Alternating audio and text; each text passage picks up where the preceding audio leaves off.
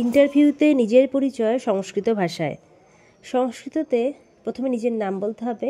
আমার নাম, ধরুন বললেন আমার নাম সীতা, মম নাম সীতা অস্তি।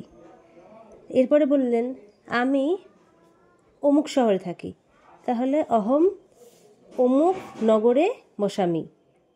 অহম, আপনি কোন বিষয়ের ছাত্র বা ছাত্রী, স্বাভাবিকভাবে সংস্কৃতরই হবেন, তাই অহম সংস্কৃতঃ বিদ্যায়াঃ ছাত্রঃ অথবা ছাত্রা অস্মি, ছাত্র বা ছাত্রী বললেন। তারপরে মম পিতুঃ নাম অমুক অস্তি, আপনার বাবার নামটা বললেন। জনন্যাঃ নাম অমুক অস্তি, মানে জনন্যা মানে মায়ের নাম, আমার বাবার নাম অমুক আর মায়ের নাম অমুক। মম রূপয়া, আমার শখ সংস্কৃত অধ্যয়ন ও পাঠ, আপনার যে হবিটা কি সেটা ধরো। তাই বললেন মম রুচয়ঃ সঙ্গীতাং অধ্যয়নাং পাঠনাং চ, মম রুচয়ঃ সঙ্গীতাং অধ্যয়নাং পাঠনাং চ। এরপরে আমি সততা ও সময় নিষ্ঠাকে অত্যন্ত মূল্য দিই। অহং সত্যাম সময় পালনাং চ অত্যাধিকাং মন্যে, মানে আমি সবসময় সৎ পথে চলি আর কি, আর সময়ের খুব আমি মূল্য দিই, যে ঠিক সময়ে আমি ঠিক কাজটি করতে পছন্দ করি।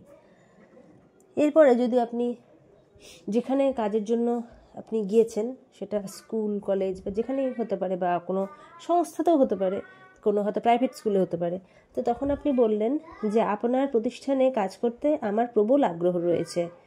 তাহলে হলো ভবতঃ সংস্থায়াম কার্যং কর্তুং মম মহৎ উৎসাহ अस्ति।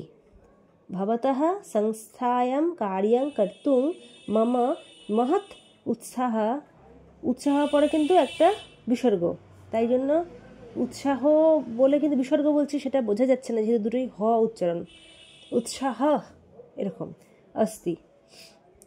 এইটা আপনারা বলতে পারেন। খুব শর্টে আমি 1 মিনিটের একটি ইন্টারভিউ বললাম, যেহেতু বাংলা সমেত বললাম তাই হয়তো 2 মিনিট হয়ে গেল, কিন্তু আপনারা তো সেখানে গিয়ে সংস্কৃতটাই শুধু বলবেন, মুখস্থ করবেন এভাবেই, মুখে বলার সময় কোনো জায়গায় যেন হেজিটেট বা কোনো কিছু না হয়। আর বাংলাটা অবশ্যই ওখানে কিন্তু বলবেন না, শুধু সংস্কৃততেই পরপর বলে দেবেন। আর আপনারা যদি আরও এরকম চান তাহলে আমার চ্যানেলে দেখতে পারেন, আমি আগেও দিয়েছি, আবারও দেবো। তাও সেখানে আপনি আপনার পরিবার সম্পর্কে যদি কিছু জানতে চায় সেটা বলতে পারবেন, সেটা সংস্কৃততে কীভাবে বলতে হয়, আরও টুকটাক এরকম জিনিস আপনারা জানতে পারবেন। সবাইকে অনেক ধন্যবাদ জানিয়ে আজকের মতো ভিডিও শেষ করছি। সবাই চ্যানেলের সাথেই থাকুন, সাবস্ক্রাইব করে লাইক কমেন্ট শেয়ার করতে ভুলবেন না।